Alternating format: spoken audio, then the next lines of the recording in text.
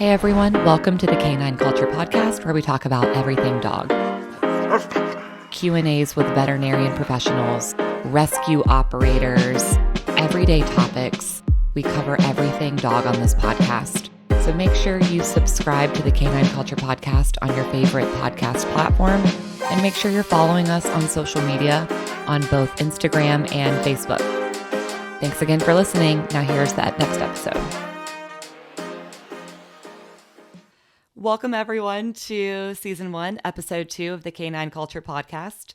Today we have a special guest. Her name is Ashley, and she is a part owner of the Jockholm Family Farm. Today we're going to be talking about breeding, all things breeding, safe breeding, red flags from breeders, what to look for from breeders, and just what goes into breeding. A lot of people think that you just get two dogs and you make some puppies and you make some money, and we all know that that is just not the case. So welcome to the podcast, Ashley. Thank you. Happy to be here. So tell us about yourself and your husband. Obviously, I know you guys very well, but let's tell the listeners a little bit about the two of you. Yep, like Brittany said, my name is Ashley. My husband's name is Kevin. I know Brittany from being her roommate freshman year of college, and I know her husband Nick since I was like 4, I think. So, like she said, we know each other really well. My husband Kevin also went to Ohio State, like me and Brittany. He is a vet. He actually works for Ohio State. He's more of a large animal vet, but he also does our 3 dogs as well. Myself, I am trained and educated as an engineer. I also had my MBA, but right now I am a stay-at-home mom for my 18-month-old. And like I said, Kevin's working. And then we have 3 Labrador retrievers. 2 of them are breeding, 1 male, 1 female. And then we have a lab. We think he's a lab. We sort of adopted him from a family that was probably going to take him to a shelter. But our breeding female, since you'll hear me talk about her name is Charlie. So most people hear the name Charlie and they think it's a boy, but Charlie is our girl. She's named from Top Gun. And then our male, his name is Aristotle, but we call him Eris. I used to have a neighbor that thought his name was Eric.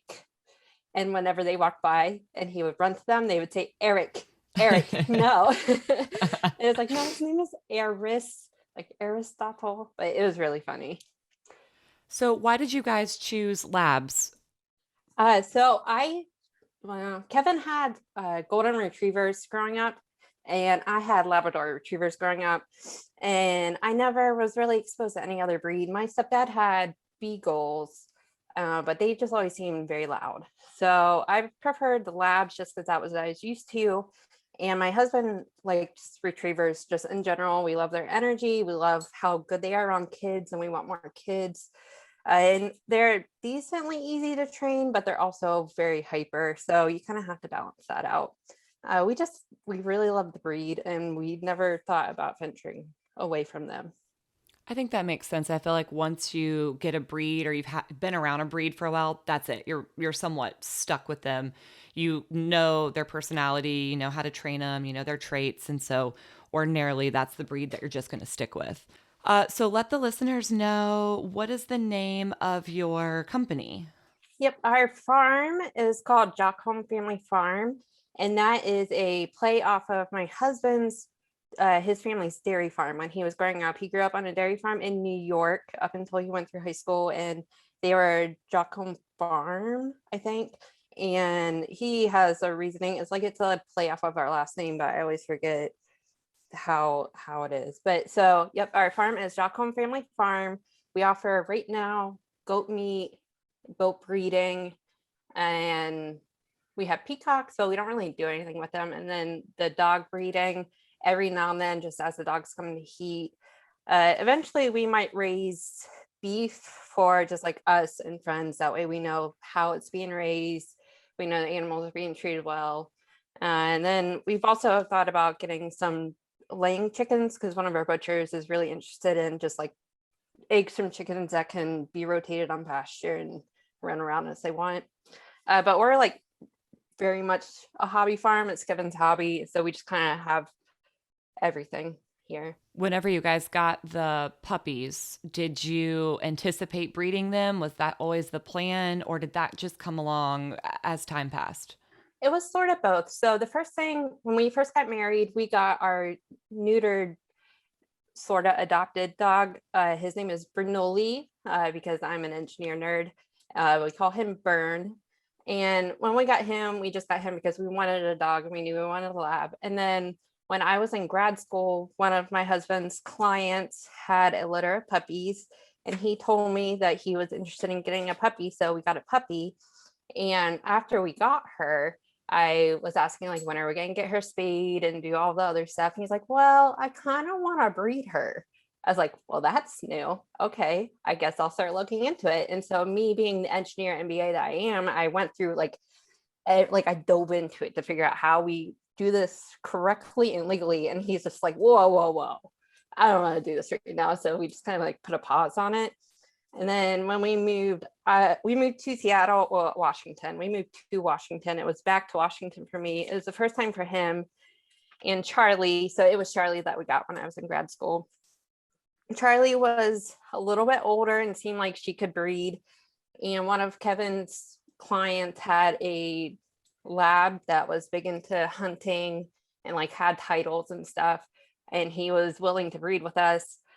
But we had a bunch of snafus with timing because Charlie is a big princess, and it was a lot of work. We had to like drive all the way to Portland to pick up the dog that was at training because Charlie's heat didn't come at the same time that we thought it was going to come. And while we were down in Portland, I said, if we're going to breed, I don't want to do this.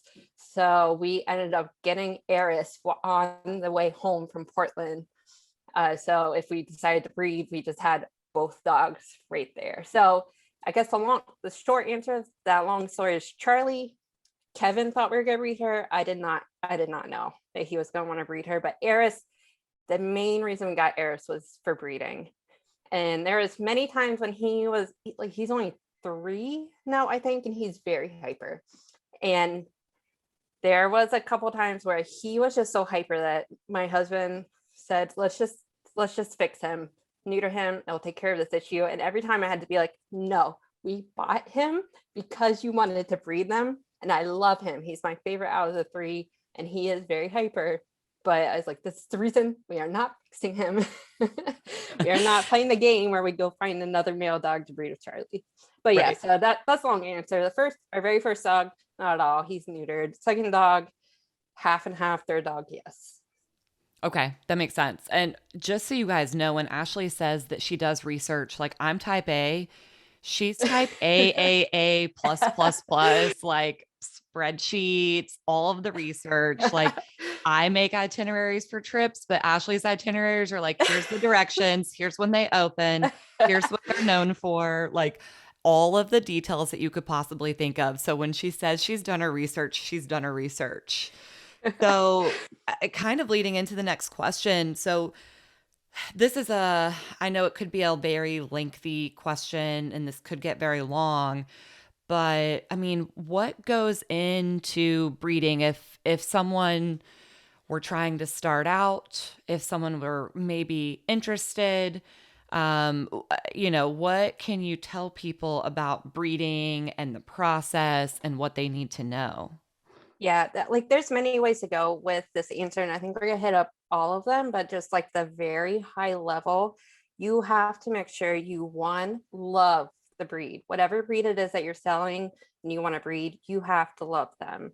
And then you also have to be prepared to do your research because at the very beginning, like once you're an established breeder, you don't have to do as much research or really any much at all. But at the very beginning, you need to make sure you do your research. And I was really lucky that my mother-in-law, when my husband was growing up, bred golden retrievers, sort of the way that we do our labs. It's not a big production, but like my husband is exposed to it that way. And he's also a vet. So he's exposed to it in that sense as well. So I had a little bit of resources, but you have to dig for the resources if you want them. You also have to have a lot of patience. So for us, it took our female, Charlie, it took her probably about 4 years to take the breeding, just because like her cycles have to establish. So that's a year or two. And then with the with the OFA, which is the Orthopedic Foundation for Animals, with the OFA, they have to be at least 2 for a lot of their certifications, just because they're still growing. And then And and just real quick, so OFA, I mean, so I actually haven't heard that term. Is that's completely separate from anything that you would do with like the AKC, the CKC.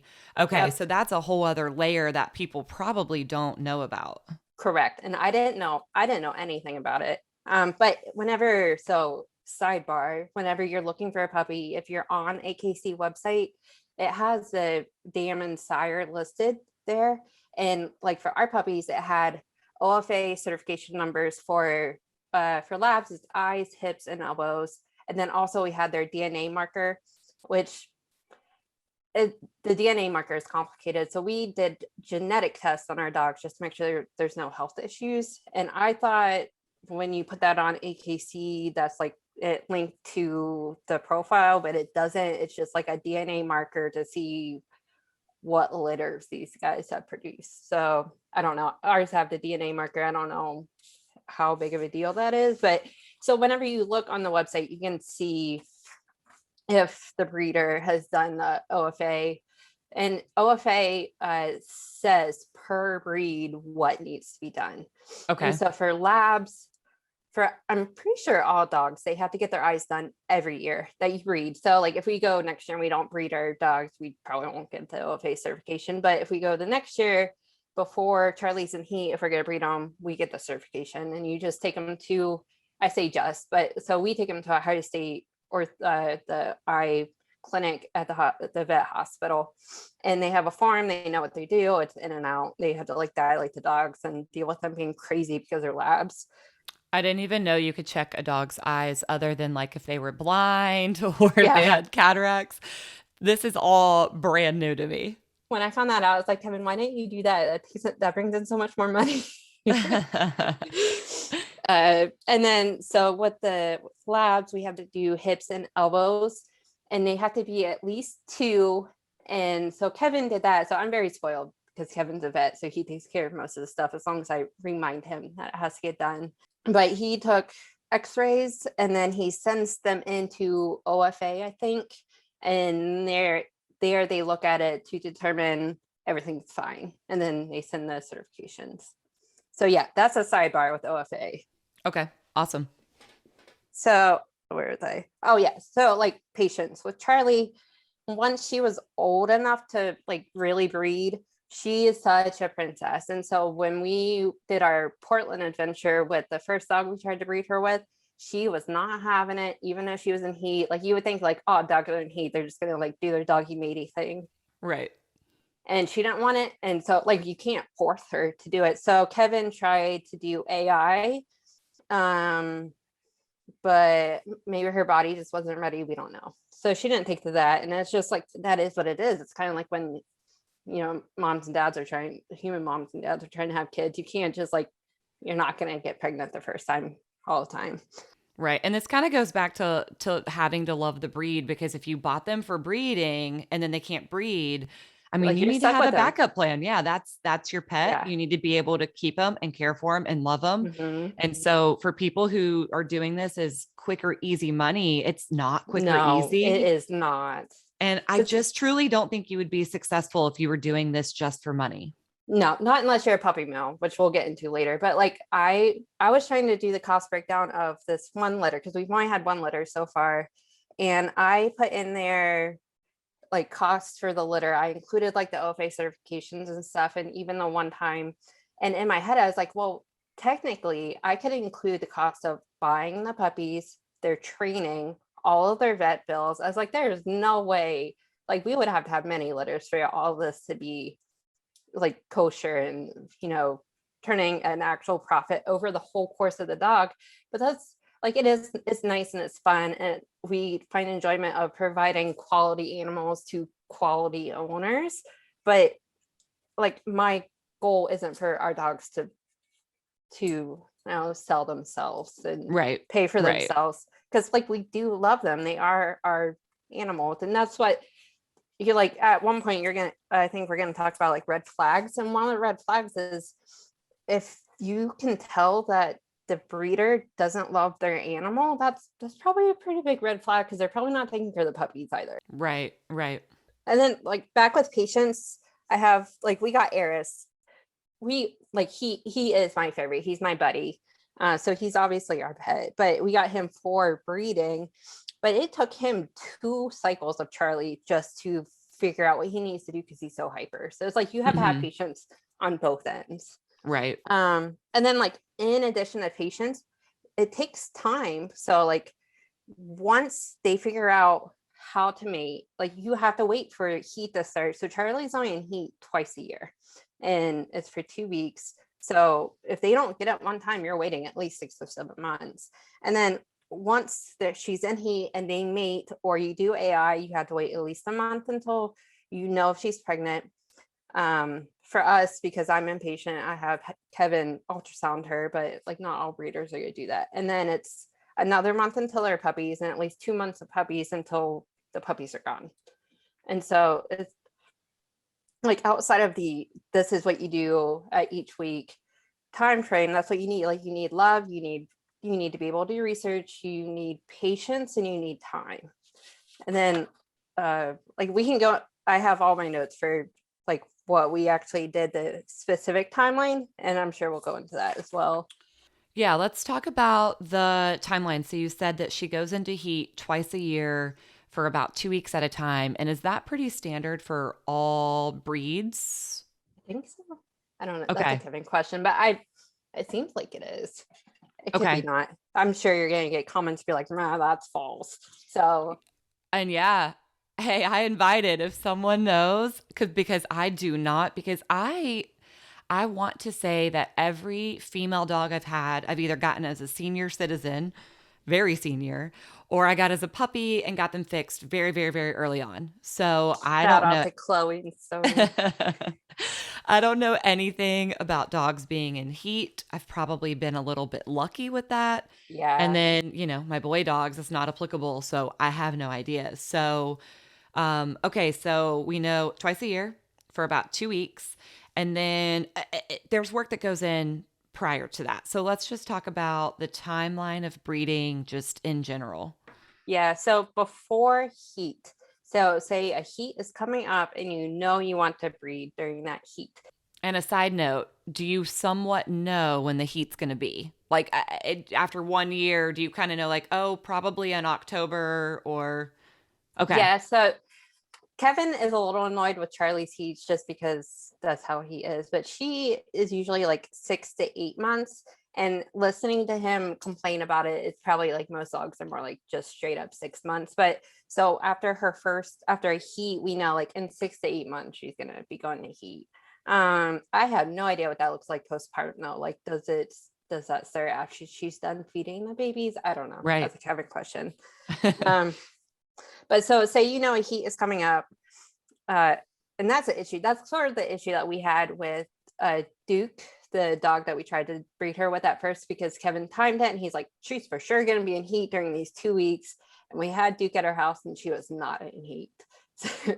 So then he went off to his training, and then we had to go get him from training because Hmm. she went in the heat. It was a mess. But so that's part of it, is if you don't own the sire, you need to find a sire to breed with, or you need, like, you still have to find the sire. Some people will ship chilled semen, and then you have, I don't know if so me breeder, I also have vet here, so I don't always know the line between a breeder can do this or you need a vet to do this.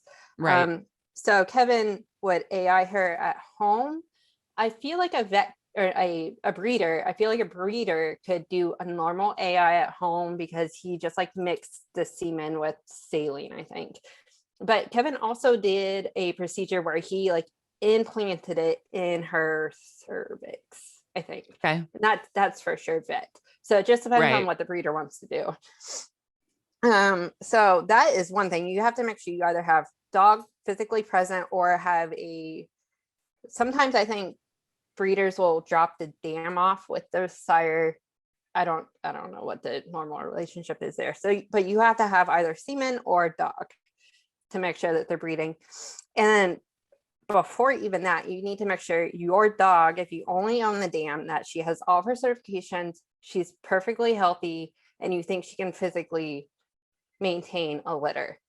And then if you find the sire, like you don't own him, you need to make sure the sire has all of his certifications, is also perfectly healthy, and that he's coming from a good home.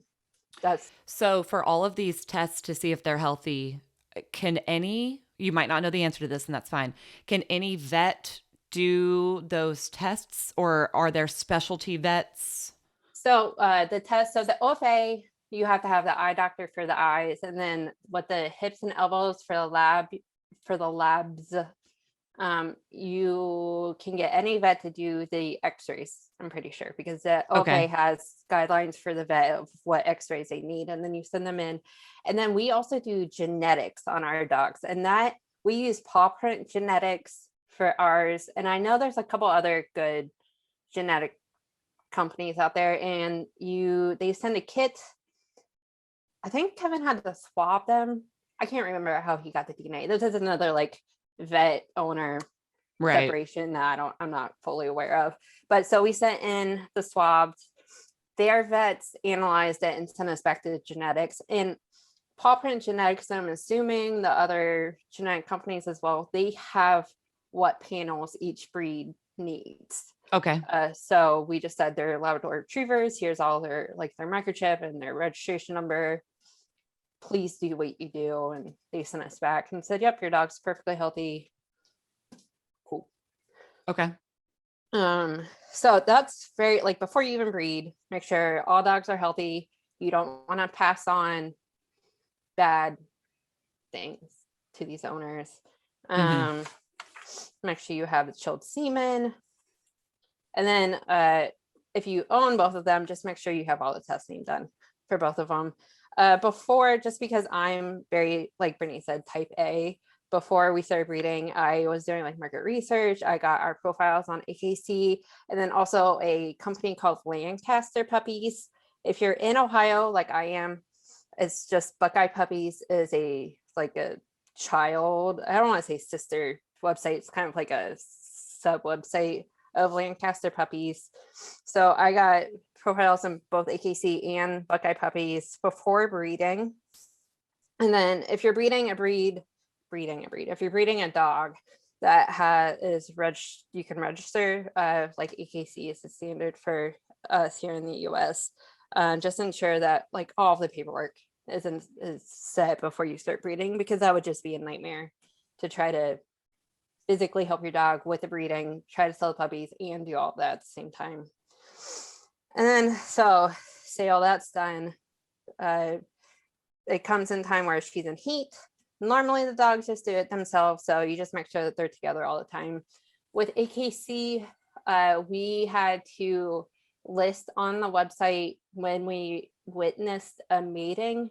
I'm sure they made, because they sleep, like they're all together all the time, so I'm sure they made it more than what we listed, but I think it's just their way of trying their best to ensure that the mom and dad are who the mom and dad are. Right. And I think through AKC, you also have to say if you just did AI. I don't fully know the reason behind that, but AKC tries to track it. I don't know about the other registration places. So, and like I said before, you can do AI, and Kevin just does that at home if they don't do it. And then once heat is over, so with the heat, I learned this throughout the last couple years. So it's about 2 weeks, at least Charlie's is about 2 weeks. The first week, she's like not fertile at all, it seems like. And then the second week, I think heat ends like right after ovulation. And so it's like that second week for her is like, you need to make sure they mate during that week. And then once heat is over, Kevin isn't able to pick up any babies on an ultrasound until about a month. Like that's very loose. Oh, wow. So you have to wait literally a month to be like, oh, let's see if it happened. Yep. Okay. Yeah. Her doggy boobies were starting to fill up. So You knew. yeah. And then at that point, he was able to see like some babies, but he didn't know how many babies were in there. And Kevin's going to hate me for this. But so a few days before I thought she was gonna have her babies. I asked him because he's busy with work all the time, and this was the first time that I ever did a breeding, and I was afraid that I was gonna be at home by myself with her while she's pushing these puppies out, and he's gonna be like, hands deep in a cow or something. And so I was like, can you please just ultrasound her so I know how many puppies are coming? And he ultrasounded her, and he's like, I think there's 4. There were 8. That's crazy. Yeah. So that morning, he woke up. He always wakes up early to work out, and he woke me up like an hour or so after he'd already been up, and there was already 4 puppies, I think. And I was like, why didn't you wake me up earlier? He's like, she's fine. She's just working out, help her push puppy. It's cool. I was like, glad you're a vet. And then he got ready to leave for work, and I think we had 6. And I was like, can you please just ultrasound her so I know? And he's like, no, I can tell by the discharge that we're at the end, and 2 more later. So he had to come out at lunch just to ensure that she was like actually done.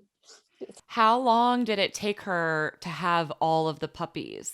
Like from first puppy out to last puppy? If I had to guess, she probably started pushing puppies out around like 4:30 a.m. Neither Kevin or I were outside, and she was done probably about 10 or so. Kevin, this is one of the notes, the vet notes that Kevin put down. He said the rule of thumb is a puppy every 30 minutes. I can't remember Oh, okay. where he put that. So my husband wrote down notes for y'all, but I can't find them.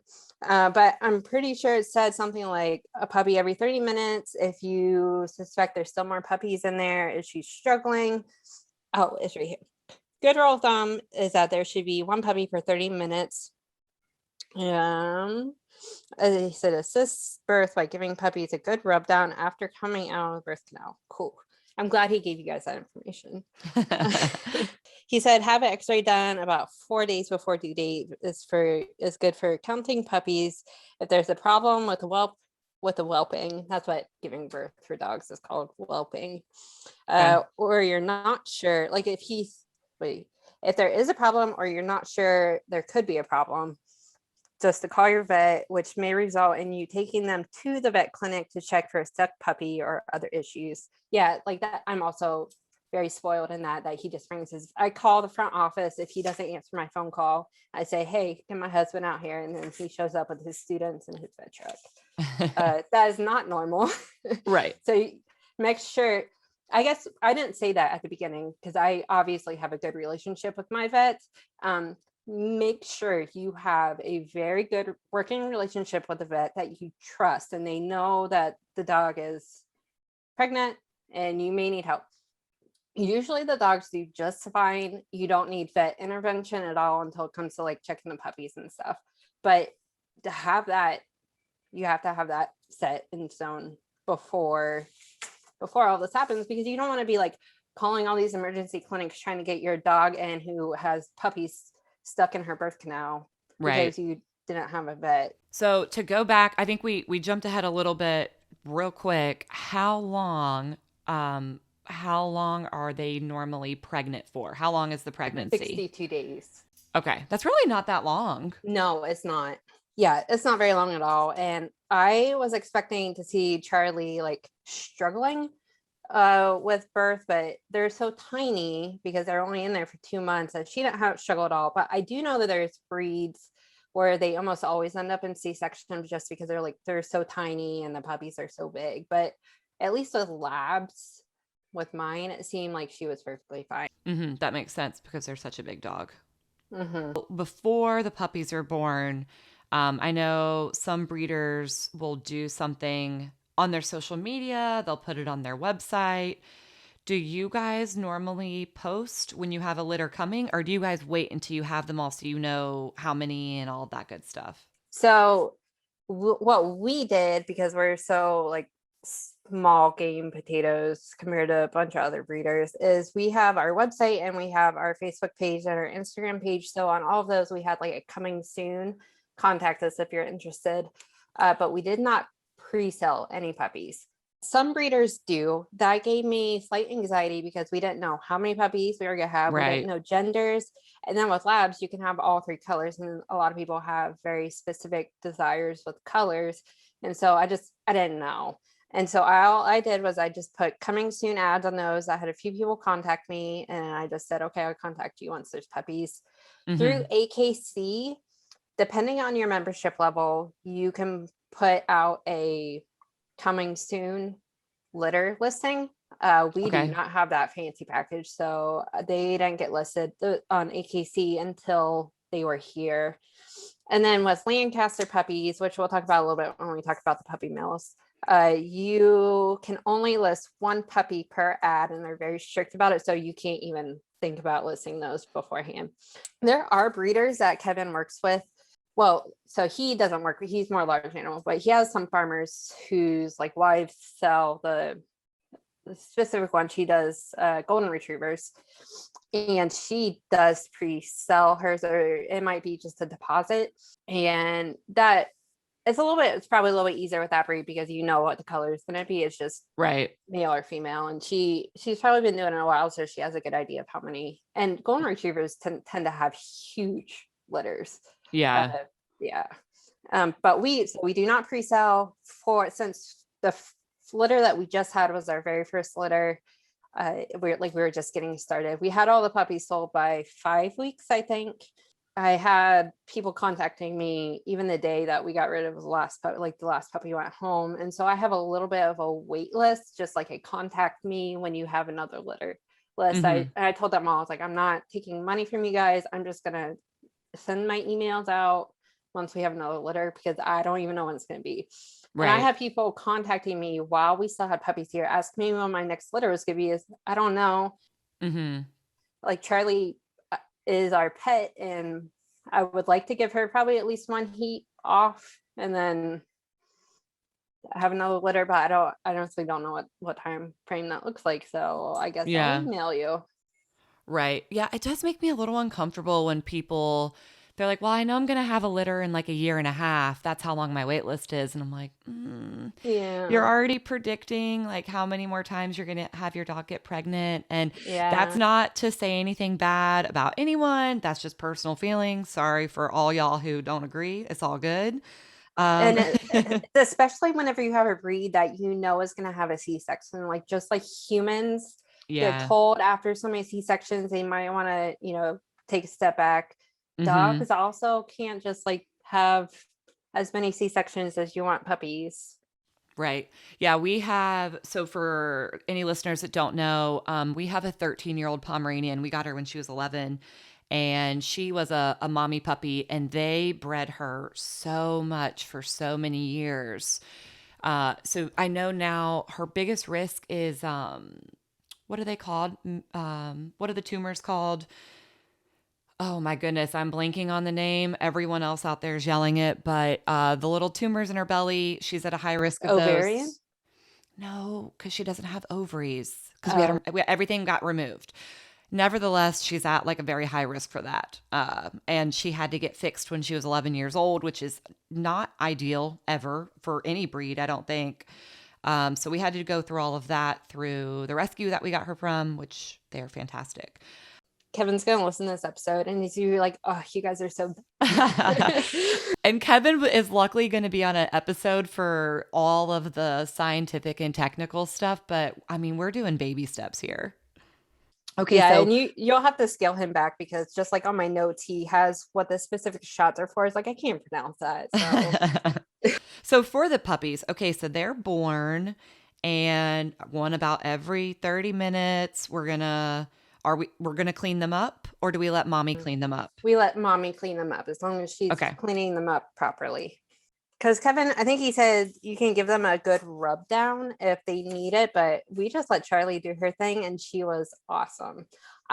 So sidebar, Charlie is such a princess that I had a real fear that she was going to eat her puppies so she didn't have to deal with them. But That happens.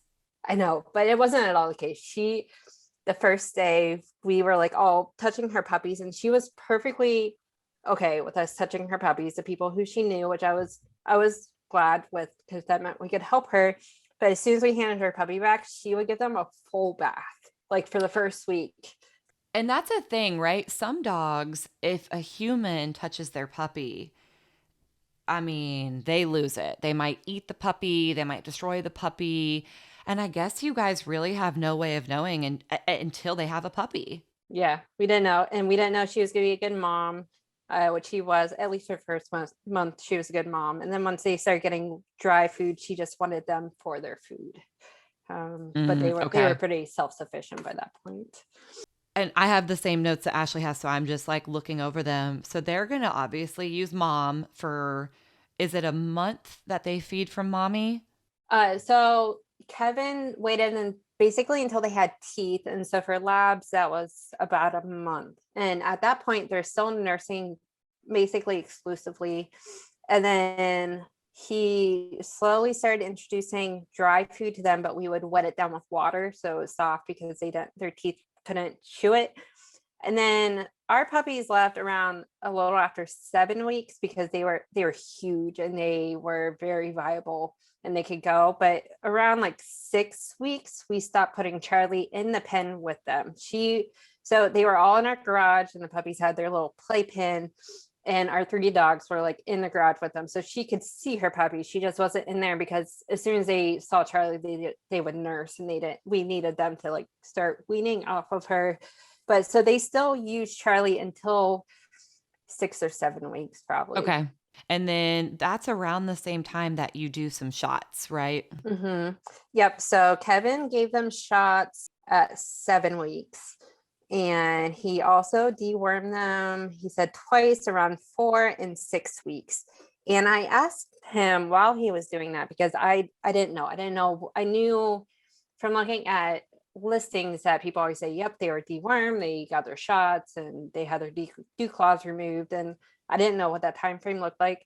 And I asked him, like, how do you know they need dewormer? And he said, normally they're fine because as long as the mom doesn't have worms, they're probably not going to get worms. And it's really cold out right now. So, well, when we had the puppies, it was really cold out. So he's like, they probably don't, but just in case. And then, yep, they got their shots around 7 weeks, which I think is standard. And then we also microchipped ours. They were microchipped around 5 weeks, but it sounded like you could pretty much microchip them whenever, as long as you ensured you knew which puppy is. Like we let them grow up a little bit before putting their color collars on them. So when we got rid of them, once we sold them and they went to their owners, we can say, yes, this is for sure your puppy's microchip. We know that. Right. And I think, I mean, probably, I know all of the shots are important, but the one that sticks out the most to me is parvo, because lately I have seen so many people taking puppies to the vet or to the shelter, like, hey, they have parvo, I can't treat them. And I mean, it's not a very expensive vaccine, and No, not at parvo all. it's preventable. It's It's so very standard to get this shot. right. So yeah, I don't know, it seems like there's a lot of I don't want to use this term in a derogatory way, but at the same time I am, but like a backyard breeder who Mhm. doesn't know any better and they don't do the parvo shot and then the entire litter gets parvo. Mhm. So I've seen that a lot lately. I'm in so many different rescue groups on Facebook around the country, and I think every single day I see a litter of puppies that had parvo. And a lot of rescues are spending so much money trying to help these puppies right now. And that's a lot of why breeders get a bad rep. And there's a good amount of breeders out there that truly love the breed. They're truly trying to preserve the breed and do it in a very responsible way. So that when the new owners get their dogs, they know exactly what they're getting. Because like you get rescued a lot, you know how, like, you don't know what's going to happen whenever you get Yeah. your dog, and that's not for everyone. And so some people know, like, we know we want a lab, we know we want to hunt the lab, or we really like their temper, but we need it to be stable. We need the dog to be stable. And that's where a really good breeder who has done research comes into play. Right. So that kind of leads to the next question is like red flags for breeders. And for anyone not listening, I don't know if everyone knows how prevalent puppy mills are unless you're really in this community. Unfortunately, there are so many puppy mills nationwide, and Ohio and Pennsylvania are definitely known for puppy mills. Yeah. I believe in high school, the person I purchased Chloe from, I don't want to say he was a puppy mill per se, but he was certainly on his way with how he had, the cages stacked out in the Mm-hmm. barn, didn't really take care of them. So before we talk about red flags, do you want to explain to people what puppy mills are? Yes. And I will say this with the caveat that my husband is the one who, like, whenever you have him on, have him explain to you also what a puppy mill is, because Hmm. he had to work with them when he worked in Amish country, As and he clients. and he hated it because they were Yeah, his large animal clients, but because they were his large animal clients, they also used them for their puppies. And so I think whenever he would do the puppies, he would do absolutely everything he could to make sure that those puppies were okay. But right, I forget if he ever denied someone service because he didn't like what they were doing. I don't think he did because he knew that if he denied them service, his puppies might not get anything. right. But so he's the one you need to talk to. So puppy mills they're very big in Amish country just because for them it's just like a cash cow. They get so much money from them. And then Kevin put a note in here that puppy mills are actually commercial, known as commercial kennels. And whenever I was doing the research for us to make sure that we were breeding our dogs legally, I looked in to see if we needed a license, like a kennel license for them. And the only one that came up was this commercial kennel license. And I forget how many dogs you had to have before you were considered a commercial kennel, but we were definitely not there Right. at all. Um, and so most pet stores, so I say this knowing a vet who says this. So I say this not of done like doing my own research into where pet stores source their animals from, but just like industry knowledge in the vet field. It's known that most pet stores get their puppies from puppy mills. I think a lot of research has been done and verified on that. And I won't say any pet stores in particular, but there have been numerous articles, people who have gone in as like a secret shopper or like an insider, and many, many pet stores get their dogs from puppy mills. There's so many puppies from the puppy mills. Mm-hmm. And quite frankly, they could probably sell them at like a wholesale price. I hate to say that, but a wholesale price to the pet store, especially since they can guarantee, hey, I can get you a husky. I can get you 3 huskies every 6 months. Yeah, and So yeah, that's so awful too, because like I don't know how I would be able to help it because you don't want to fund them, but you don't want the puppies to just I don't die in there. I don't right. know. Like they Yeah. deserve a I life. I accidentally bought Titan from a pet Right. store. Accident. Went in, just wanted to look at the bunnies. I don't have any business owning bunnies. I don't even have a bunny. And I accidentally saw Titan in a cage. I think you Um, texted me that day and said I accidentally. yeah, he was our accidental child. And we couldn't even buy groceries at the time. So Nick and I, that was our first loan. We took out a loan from the bank to get a dog at a pet store. Would not recommend. Terrible, terrible choice, but it worked out great for us. He was the craziest Yes, he puppy I've was. ever had in my entire life. I am very, very, very convinced that they had him drugged in that kennel because we got him home and he was an alien. So I could admit to my wrongdoing. I don't think I've been back to a pet store since then. Mm-mm.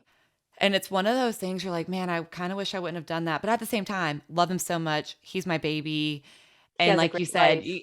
he has a great life. I mean, that he's traveled more than most people. Mm-hmm. So, but it's just one of those things that I think even at the time, I kind of like was thinking, do I really want to buy him? I'm supporting the business. But then I was like, well, I can't leave him here. So it was tough. It was really, really tough. And like you said, a lot of people don't realize that these puppy mills. So our puppies, so we have 3 labs that are our pets plus the puppies. And so they had the whole garage to themselves. So the puppies had a huge like fenced in kennel where all their puppy pads were, and they slept and they played all day with each other, no cages. Like they had their kennel that was covered for privacy for them to sleep in, but they went in and out as they wanted. And our like adult dogs, they roam freely in our fenced in yard right now. And so our dogs are very much not in closed kennels just sitting there all day. Whereas these puppy mills, that's what they do. This is their business. They guarantee when they're going to have dogs, and they have to have enough breeding dogs to do that. And one of the things I was thinking about with doing this is, what does it take to go into breeding? Part of patience is, like, my female dog at some point isn't going to be able to breed anymore. And once she enters her senior life, she's still our pet. And we Right. know, Kevin and I know, we probably can't sustain more than 3 adult dogs at a time because they're kind of crazy. So like, there's going to be a period of time where we're just not going to be breeding because we're letting Charlie live out her best life until Mm-hmm. she passes. And then eventually we might get another female dog, but then that dog has to, take the 3 or 4 years until she's ready to breed. So Right. it, like, there's a whole lot of patience with it. Okay, so back to red flags. Puppy mills, pet stores, pets. Like, my husband is so against pet stores like Brittany is, to the point where my uncle was looking for a very specific small mixed breed. I forget what it was. They went to pet stores, I think in Millersburg, and Kevin's like, absolutely not. And so that's when he sent them to Buckeye Puppies, which is also Lancaster Puppies. And whenever I put our breeding profile up, they called me, and I had to, like, she actually had to hear my voice, and I had to say, no, I am not a puppy mill. I wish there were more checks that they could do, because like, an Amish person who has a puppy mill could have just like a normal person that they talk to, and like, Right. say that no, they're not a puppy mill. But like, it was, at least it's a step Right. to ensure that they're not a puppy mill. So that's where he sent them to get their dog, and that's where they got their dog. And I don't know if they ever met the breeder. I didn't ask. But there's like, if you're looking for these specialty breeds, AKC doesn't always have them, because since they're a mixed breed, they don't allow them to be registered. So something like Lancaster Puppies or Buckeye Puppies, if you're in, I think it's Ohio, Indiana, surrounding states. So I don't, Mm-hmm. like, in Florida, I don't know where you would go for it, but I'm sure there's something similar. Right. If you go to see puppies, they won't let you see how the puppy's living. They just bring you the puppy. They won't let you see the parents. You have to remember that not all breeders own the sire, so you might not be able to get to see a sire just because, like, he doesn't reside there, but the mama should be there, and so you should be able to interact with her. Mm-hmm. The now owners of our puppies love that they could watch Charlie and Eris play in the backyard. They can interact with them as they wanted. They're crazy labs and they love friends, so like, we would keep them separated until they said, no, we're okay with crazy labs, which, you should be, because you're getting a lab, but Right. you want to ask. And then they would come into the garage, they would see the living situation of the puppies, and they would get to interact with all the puppies. They could go in the pen if they wanted, or we would bring puppies out. Once they were ready to sign paperwork or talk about stuff, we brought them into our kitchen. Or like, we would do it in the garage if they just wanted to play with the puppies, but we offered for them to come into our house so you can see we're actual people. We had a contract for them. We took a deposit. I have a Square terminal, so I was able to give them a receipt even if they paid with cash. So like, they knew that we were actual people just doing this as a side gig, and we weren't gonna hurt their puppies or hurt them or anything. Right. Showed legitimacy because you guys let them come to your house, see mom and dad, see the other puppies, and see the living environment. Because a lot of people, if you don't see that living environment, you probably can't comprehend that there's 100 cages and there's 10 dogs in each one. And, Yeah. it's almost unimaginable, some of the scenes that you see at these puppy mills. Yeah. And then with the parents, all the people that came, I think just in my communication with them, I just stated, like, you can see their certifications and stuff on the website. But we had a pedigree for the litter, so they could see the pedigree for the litter. Like, don't be afraid to ask for if the breeder did the OFA or the genetics, if they haven't brought it up already, because even with Eris, we were in such a rush with getting him that we didn't even think to ask about the OFA and the genetics. And I think that's one thing that people need to understand, because like, Stoney has so many issues. Chloe also had issues. And if you looked at the genetics, not saying that you would love them less or anything, Right. but if you looked at the genetics, you may have been able to determine as a puppy, it's like, oh, well, they might have these issues. Right. And it could even be a heads up for people who it could be a real financial strain to find out when a dog, no matter what age they are, but if there's issues that you could have maybe foreseen through genetic testing, it could at least help prepare you financially because sometimes you just get a 5, 10, $15,000 bill dropped on your lap and you can't always prepare for it, but there are things that you can do in advance now to hopefully figure it out, especially with where we are with science and genetic testing. Yeah. So, we kind of already talked about how to research breeders. I mean, it's not the easiest. I mean, a lot of people too can lie about it, but you've got the AKC website. I would presume you have CKC. I had one CKC dog, I believe. You have OFA. And I think and then like in Ohio, like you said, Lancaster puppies Hmm. and Buckeye puppies, which is presumably everywhere, just, different names. Yeah. So, And like on ours, on the AKC and the Lancaster / Buckeye puppies, we were able to link our farm website. So like if you're trying to figure out if we're legit people beyond having stuff on AKC and Lancaster puppies, you could go to our website and see like we're an actual family and we do other things. We're like real people. And so mhm, like it takes time to do that. But if you're serious about just making sure that these puppies you're supporting a good family, good breeder, like take the time to do that. And right. I absolutely accept people just messaging me, asking these questions. I will absolutely make sure that you feel comfortable buying from us before I take your Mhm, money. right. So, we're getting a little low on time and we probably won't get too much into this, but advice for people with new puppies. What are like your top pieces of advice for new puppy owners? So in our for all of our now owners, we had a folder for them, and in the folder, I'll show this to you. They won't see it, but we have a AKC puppy packet. And in the AKC puppy packet, they just have a like day one, you and your new puppy vaccination schedule. Because it's the AKC, they have like all their sporting events. And then it also has like dangerous foods and household products, a little like insert for it. Can you download that from the AKC website? I don't know. I, as a breeder, bought these packets from them. Okay, gotcha. And Okay. then I saw yesterday when I was looking at it, they had this little like window cling for emergencies saying like save my dog, please. I thought that was pretty cool. I have those And from Amazon. yeah, probably a little cheaper. Yeah. And then so in the packet, we also have all the microchip information, which isn't always standard to have the breeder microchip your dogs, but we really wanted to make sure we had a record of all these puppies just in case. So it had their microchip information, had a contract in there that we had them sign. And the contract was basically like, if you're going to breed your puppies, this is kind of like what we're talking about, just more condensed. Make sure you do all these steps. And if we find out that you bred your puppies, but you didn't do these steps, we're kind of going to get mad at you. And then also don't Mhm. send your puppy to a shelter. We'll take your puppy.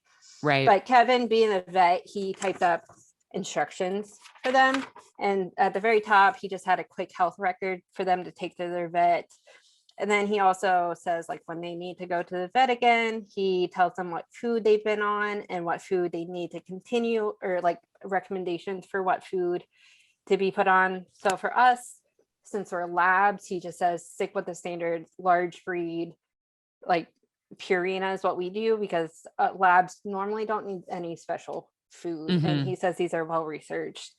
Mhm. He also states what we put our dogs on for flea tick and parasite, and he stresses that you need something that you can talk to your vet, but this is what me, like him as a vet, this is what he recommends Right. for labs. And then a lot of these are specific for labs. So since we know labs can get crazy, especially at night, and they're large, so it's not like a crazy small Pomeranian. It's a large dog. So we Mhm. recommend like crate training them. And then he has quick puppy training if you don't seek formal training. And then he also stresses like don't allow them to play bite because that could get messy in the future.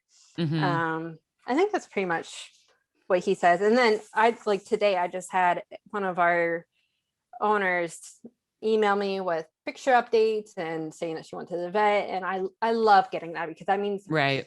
I know that these dogs are being well taken care of. And so I welcome stuff like that. Like I will absolutely heed, or like take all of your questions, send me all your pictures. I love keeping these relationships alive. Mm-hmm. So where can the listeners find you on social media? Yep. So social media, we're on Facebook and Instagram. I believe both of them are just Jockholm Family Farm. Jockholm is JOCKHOLM, and then Family Farm. And then our website is Jockholm Family Farm, all squished together, .com. Okay, awesome. Thank you so much for your time. Yeah, thank you. Thank you for tuning in to the Canine Culture Podcast. Please make sure you subscribe to the Canine Culture Podcast on your favorite podcast platform, and make sure you're following us on social media. If you have any recommendations, any topics that you'd like to hear, if you know of any guests that would be good for the show, or if you yourself want to be a guest, please reach out to us. Send us an email at canineculturepodcast@gmail.com, or send us a direct message on social media.